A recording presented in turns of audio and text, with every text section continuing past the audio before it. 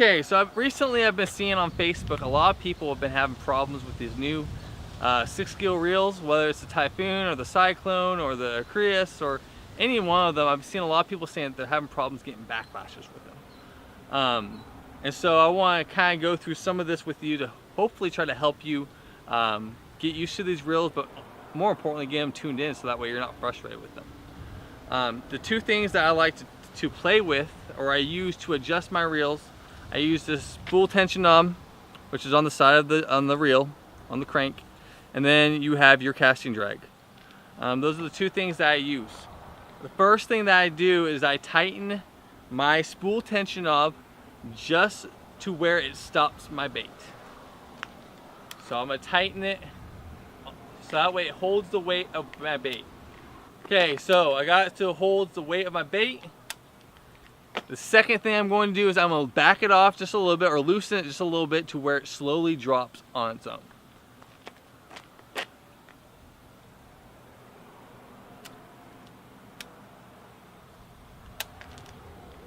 Okay, I tighten it until it holds the bait. It kind of gives me an idea of where I need to start.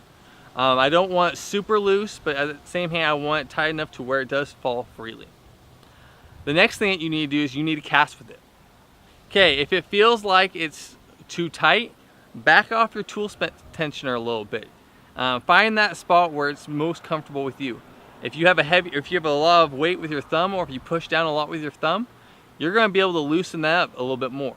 If you don't have a real hard touch with your thumb, then you're going to want to make sure you have that a little bit tighter. You're going to have to find where that sweet spot is for you. The next thing we're going to talk about is the casting drag. If you're coming to the middle of your cast or later in your cast and you're finding that you're getting a lot of bird's nests, tighten that casting knob a little bit, or casting drag a little bit. It will help so that way you're not overspinning it as you're casting. When it's really windy and I'm using like a spinnerbait or a crankbait, something that catches a lot of wind, I like to turn that up a little bit. If I'm using a jig or something heavier, I usually keep that all the way off, just because it doesn't catch the wind. It's able to go through the wind a little bit better than some other baits. So windy conditions is primarily when I use that one, where I use that the most, and with spinnerbaits or crankbaits.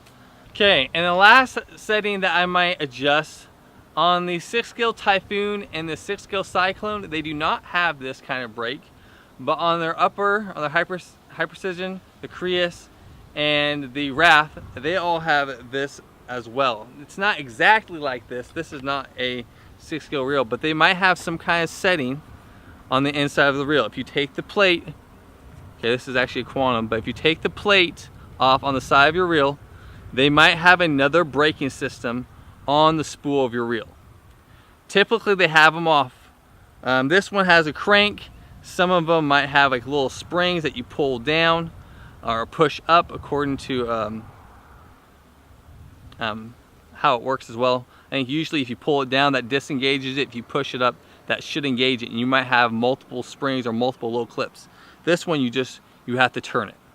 Okay, so if you're having problems, again, that will tighten or loosen the bearing system or the magnetic system on your reel, again making it so it's not spinning so freely on your cast. Okay, if you have any more questions, please leave a comment in the comment section. I'd love to hear feedback and what other problems that you guys might be having, especially with SixGill products. I'd love to try to give you some more input or more things just to try to help you be more happy or more excited about the thing you bought. If you're not a subscriber to my channel, make sure you subscribe, as I'll be posting more SixGill videos and fishing videos here in the future. Also, if you're an avid outdoorsman or hunter, I'll be posting videos like that, dealing with that as well. Thanks for watching, and this is TC Outdoor Adventures. Thanks.